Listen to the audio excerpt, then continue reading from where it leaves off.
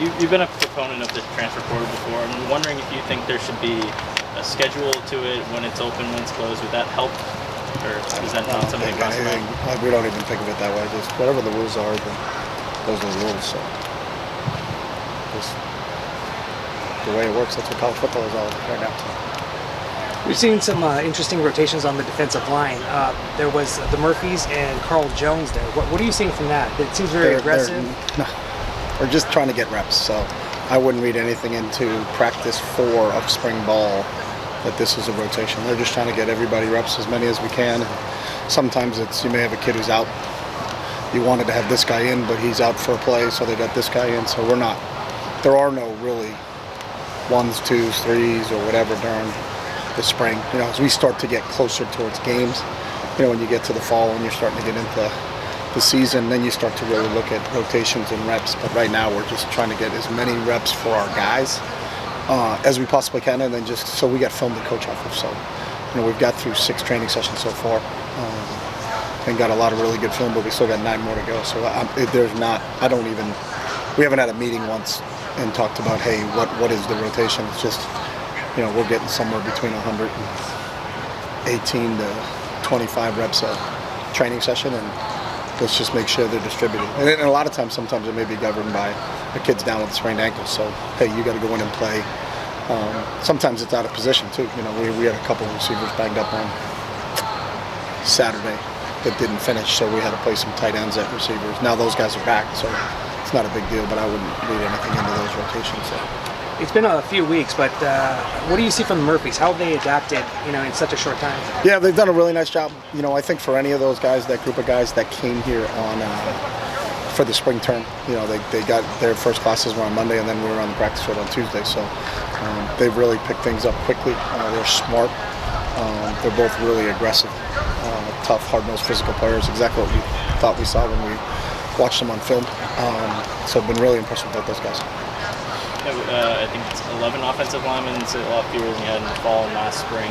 Is that something that you think kind of pushes them a lot? Like they're kind of riding the challenge, you know, and they have to take more reps than maybe. Yeah, they're getting a little bit. We don't have most positions. We got a rotation of 3 deep at least, and then at the old line right now we don't. I think we're at 14. So, you know, those guys are just taking advantage of the extra reps that they get. Give them, you know, kind of in their bank. They get to put more in their bank because they're getting more snaps and more reps. So, you know, you're hopeful that as we get through the end of the spring, that'll be beneficial to, you know, Bruno and Garrett, some of those guys they're getting a ton of reps right now. But I think they're thirsty for them and are excited about getting them. So. What do you think of how Coach Drevno has kind of moved to an on-the-field role so far this spring? How that's kind of he's done a great job. You know, obviously he was here before, so there isn't a learning curve for Drev, and then he just brings such a wealth of experience from coaching in the NFL and coaching in a lot of major Power 5 football programs besides ours. So, you know, he's run a lot of different schemes. He's done a lot of different things in his career as a coach, and it was really beneficial to us that we could have him here last year on an analyst role, and then it was an easy transition and just enough to just move Drev right into that role. He's done a great job. How much is helping coaches with NFL experience help at the college level? I mean, I just think anybody's experience is really beneficial to you. But when you have guys like Drev, you know, Ken Norton Jr., Billy McGovern that have spent time in the National Football League, I think that's a huge bonus. You know, there's schematic things that Billy and Ken have brought to us defensively. Some of the techniques and things that Drev is teaching now with our guys is a big bonus. So it's not often you have that many, but we're real fortunate that we do. Not a lot to the transfer from Washington. I know at his time in Washington, before he left, I believe he saw 5 specialists before having to medically retire. So I was wondering about the due diligence as far as, you know, looking into him and then bringing him in. Yeah, everything here is cleared through our medical doctors. So Dr. Goldman and Dr. McAllister, then they're the ones who tell us who's recruitable and not recruitable from a physical standpoint. So that was our due diligence. Our doctors handle all of that. The coaches never make any medical decisions. And then as far as just conditioning, you know, he hasn't done work on the field in a while. How is he just... Well, he's going through practice right now. So. Oh, as far as the last time when he was at Washington? I couldn't speak to when he was at Washington, so I don't know what they did with him when he was up there.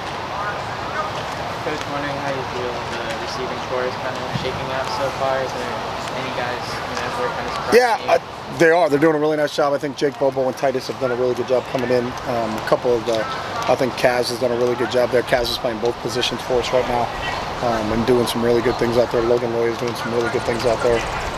So it's just a matter of those guys getting acclimated, especially the new guys. You know, Jake and Titus got here in January, so they certainly understand football.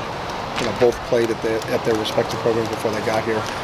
But just getting really familiar with our terminology. You know, it may have been called this at Duke under Coach Cutcliffe, and it's called this here. But he's run the gamut in his career, and the same thing with Titus. Titus, you know, had got really good experience in Central Florida, so it's a matter of just for those new guys coming in and just getting the terminology down. But I thought they've done a really nice job of really just, you almost don't know that they just got here because of how well they've produced so far this spring. So. What's the leap, you know, that Logan, you know, coming into sophomore year, you know, you could kind of take in order to be able to kind of stick on the field? Yeah, we're on a daily basis, you know, so can he be better today than he was on Saturday? And he was good on Saturday, so just continuing to put good days together. You know, I think that's the thing, is the consistency, you know, to be able to go out there and be reliable, be where you're supposed to be, when you're supposed to be there, and catch the ball. And our quarterbacks, I think, are getting more comfortable with those guys from that standpoint. So for all of those guys and anybody at that position, it's a consistency thing. Can I continue to do it day in and day out? How do you think Jordan's kind of helping,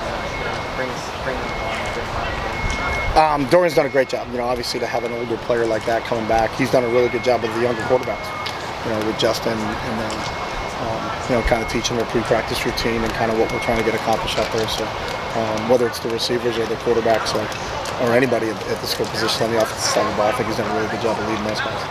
Yeah, Coach Malloy over here, we see him running drills sometimes. He's leaping and diving at the pads and dummies and stuff. Is it kind of new to you to have someone with that energy, hands-on, this kind of stuff going on? No, it's not new, but we enjoy it. You know, I've always respected the work that he did when he was at Washington, and I've met him a few times in the recruiting process. He's got a great reputation, but being around him on a daily basis, I think he's got an infectious personality. He's done a really good job, not only with the outside linebackers, but with our special teams as a whole. You know, from the competitive drills that he's brought with him, what our guys are doing and investing in that. We were really good on special teams last year, and I can continue to do that. You know, I think we're bringing him in and some of the scheme tweaks that he's done, and some of the things he's brought to the table there. But really excited about him coaching, and glad we got him on staff. Charbonnet still looks the part, but what are you seeing from the running backs behind him? You know, Deshaun, Keegan, even Brian Cole looked pretty productive. Brian's done a nice job. So hasn't Deshaun. Obviously, Keegan's an older player, has really made some impactful plays for us over the last couple of years, and is continuing. So I think all of those guys, I think everybody understands that Zach is Zach. You know, when he's finding the compliments to him. But Keegan's already been used in that role. You know, I think just trying to take some load off of what Britton Brown did for us, and obviously had a huge impact on us. So, you know, how will that be distributed in the fall? We'll figure that out as we start to get closer to games. But right now, we're just trying to get those guys a lot of reps, and they've been healthy. They've done a really nice job, and we also have used Kaz there. You know, so Kaz is kind of playing a hybrid role for us. So we're excited about the depth behind Zach. But you know, as long as Zach is healthy, he'll be the guy.